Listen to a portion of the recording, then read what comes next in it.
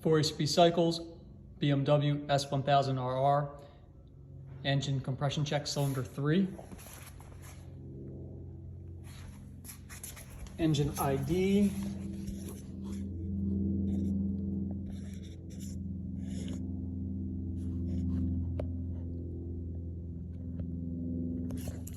A little hard to see here, let me get it to focus. 8105. Here we go, cylinder 3, compression check.